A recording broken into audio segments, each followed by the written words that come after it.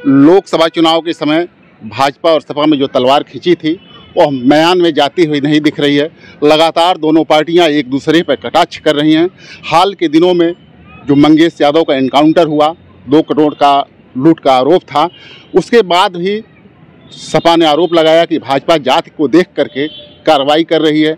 जात के आधार पर ही किसी अपराधी को छोड़ दिया जाता है और किसी को मार दिया जाता है, तो यह किस तरह का न्याय है? आइए हमारे साथ कुछ लोग हैं, उनसे बात करते हैं। क्या नाम है आपका? गणेश जायसवाल आनंद। जो लगातार सपा हमला कर रही है कि भाजपा जो है जात को देख करके कार्रवाई कर रही है, जैसे मंगेश यादव का था, ये कुशीनगर में घटना हुई थी जी जी, नर्तकियों के साथ दुष्कर्म का, उसमें दूसरी जात के लोग थे, तो उसमें उन लोग कहना है कि न पैर में गोली लगी न सीने में गोली लगी। क्या कहना चाहेंगे? देखिए, सबसे पहले मैं आपको बता दूं कि हमारी सरकार, भारतीय जनता पार्टी की सरकार, सबका साथ सबका विकास और सबका विश्वास पे कार्य कर रही है। अपराधियों का कोई जात या धर्म नहीं होता है, यह बात हमें भली बात समझ लेनी चाहिए।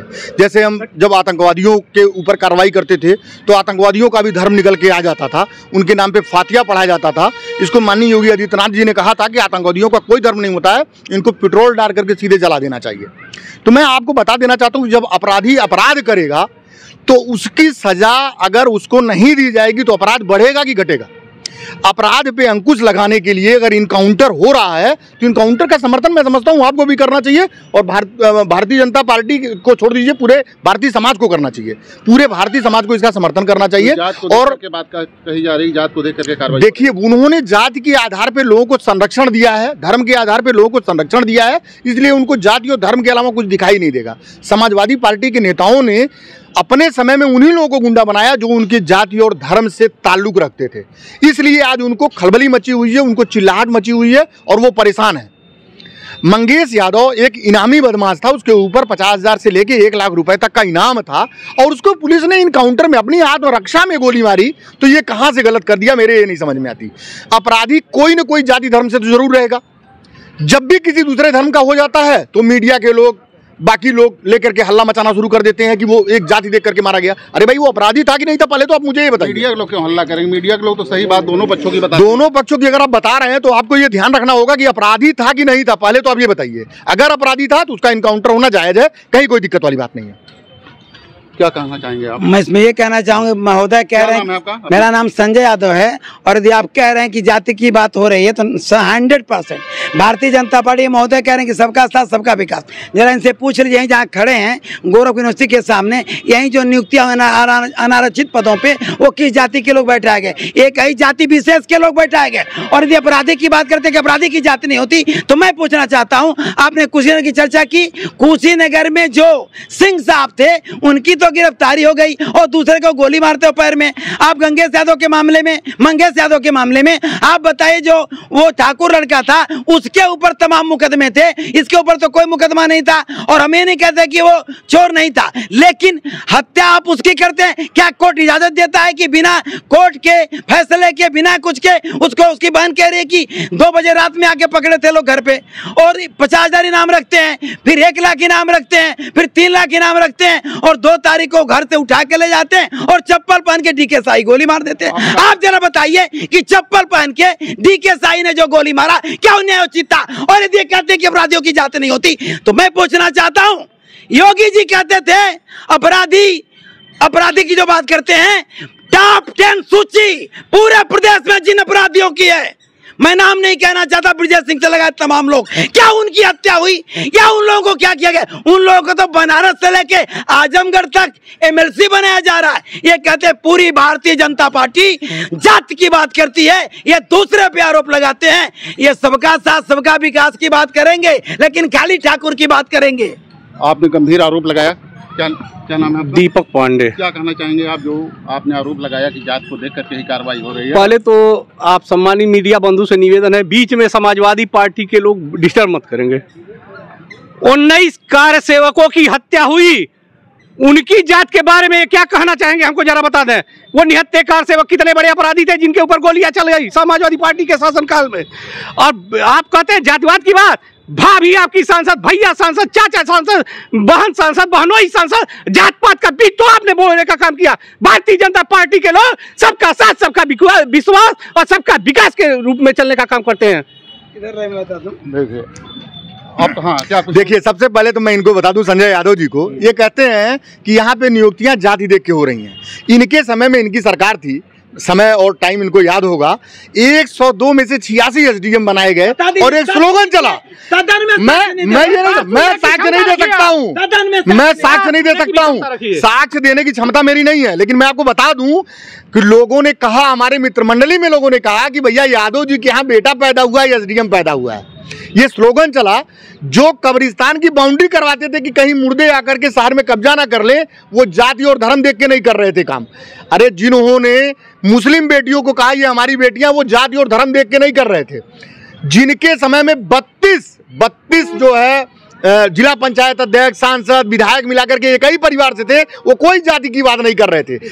वो परिवारवादी लोग, जातिवादी लोग आज जातियों के आधार पर राजनीति करते करते इतना गर्त में चले गए हैं, उनको शर्म नहीं आती है बात कहते हुए कि अपराधी की कोई जाति नहीं होती है। आज नियुक्तियां जो भी हो रही हैं वो किसी भी जाति धर्म की हो रही हो, योग्यता के आधार पे हो रही हैं। विकास दुबे का भी इनकाउंटर हुआ था और विकास दुबे का इनकाउंटर करने वाले लोग भी ब्राह्मण समाज के थे और मरने वाले भी ब्राह्मण समाज के थे। लेकिन जब विकास दुबे की हत्या हुई तो कुछ लोगों ने उनको बरगलाने का प्रयास किया कि विकास दुबे इसलिए मारा गया क्योंकि वो ब्राह्मण था, लेकिन वो जो अधिकारी ब्राह्मण मारे गए उनकी बात किसी ने नहीं करी। क्या वो ब्राह्मण नहीं थे? देखिए हाँ क्या करना 100% ये जो बातें झूठ बोल रहे हैं, ये कह रहे हैं सबका साथ सबका विकास की बात, योग्यता की बात। जरा आप बताइए, यूनिवर्सिटी में 40 लाख रुपए लिए गए, इंटरव्यू में खुलो चुनौतीपूर्ण कह रहा हूं, और 2 बार जो कुलपति आए वो जाति विशेष के कुलपति आए। आज तक के इतिहास में बता दीजिए, 1991 के पहले रिजर्वेशन नहीं था। और जितनी स्टेट यूनिवर्सिटियां हैं, सारी यूनिवर्सिटियों में आज तक जो सपा पर आरोप लगाए कि उनके शासनकाल में जाति को देख करके जो कब्रिस्तान बनता था या जो नियुक्तियां होती थी, उस पर क्या कहना चाहिए? एकदम ये साफ गलत बोल रही है। कह रहे 86 में 56 यादव एसडीएम हुए थे, वो 5 सालों की बात थी और सदन में योगी जी खुद नहीं डाटा बता पाए जब अखिलेश यादव ने पूछा था। ये 56 की बात करते हैं। अरे मैं तो कहता हूं कि आज तक के इतिहास में जितना ये प्रोफेसर बनाए हो, जितने कुलपति बनाए हो, उसका लिस्ट जाके देख लीजिए। इसी यूनिवर्सिटी में हेडशिप की लिस्ट देख लीजिए, राज्यपालों की लिस्ट देख लीजिए, और तो और सुप्रीम कोर्ट और हाई कोर्ट में जरा इनसे पूछिए कि किस जाति के लोग जज बनाए जाते हैं। कॉलेजियम सिस्टम से कौन सी परीक्षा दे के आते हैं वो और जज बनाए जाते हैं। आपका कहना योग्यता के आधार में सुप्रीम कोर्ट और हाई कोर्ट के जज हैं, सारे के सारे जज कॉलेजियम सिस्टम से। आपको ये भी पता होगा, अभी चंचूड़ साहब के साथ आरती पूजा हुई है प्रधानमंत्री जी की, उनके बेटे को अगली पूजा होना चाहिए, लेकिन आरती पूजा के पीछे मनसा है कि उनके बेटे को भी अब जज बनाना है। 2 महीने में उनको 8 नवंबर को रिटायर होना है। ये लोग जातिवादी लोग हैं, ये लोग जाति। आपने जाति का आरोप लगाया, क्या करना चाहेंगे? क्या नाम है आपका? सर, मैं डॉक्टर अविनाशपति त्रिपाठी। देश को आगे बढ़ाना है तो जाति को किनारे हटा करके योग्यता को आगे लाइए। योग्यता की कहीं कमी नहीं है, हर जाति वर्ग में योग्य लोग हैं, उस योग्य को छीन लीजिए, ले आइए सामने और उस कुर्सी पे बैठा दीजिए ताकि देश आगे बढ़े। देश रहेगा तो हम जातिवाद कहीं भी कर लेंगे। क्यों ऐसा हो नहीं पा रहा? हर पार्टियां जात को करना चाहिए, जात को लेकर हो नहीं पा रहा, कहाँ से कमियां? नहीं, ये सोचना है कि अगर देश को आगे बढ़ाना है तो जात को किनारे करिए, योग्यता को ऊपर बढ़ाइए। ये तो एक मतलब मॉडल रोल है, लेकिन राजनीतिक दल ऐसा नहीं कर पा रहे हैं। क्यों नहीं कर? करना पड़ेगा। अगर विश्व के कंपटीशन में हमको आगे बढ़ना है, देश को आगे ले जाना है, तो योग्यता को आगे बढ़ाना कैसे होगा? कैसे होगा? ये सबको सोचना पड़ेगा। हमारे संजय यादव जी को सोचना पड़ेगा, माननीय मुलायम सिंह जी के जमाने या अखिलेश जी के जमाने में पीसीएस का जो हमारे बड़े अच्छे मित्र हैं, हमारे क्षेत्र के हैं, इसलिए अन्यथा नहीं लेंगे। पीसीएस की जो परीक्षाएं हुई थी उसमें जाति विशेष के लोग आए थे। आज जो उसका आज नहीं हो रही है। अरे सर सुन लेने दीजिए, हम एक बात कर रहे हैं। और भारतीय जनता पार्टी के समय में नहीं हुआ फर्जी, आप लोग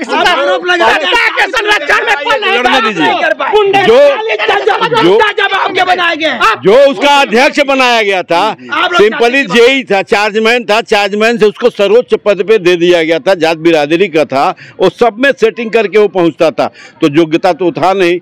उसमें कुछ लोग कोर्ट में गए थे, पीसीएस के जो फेल हुए थे, कोर्ट ने देखा कि ये तो भैया पन्नवा ऊपर वाला बदल दिया गया है, उस पर नंबरिंग होती है।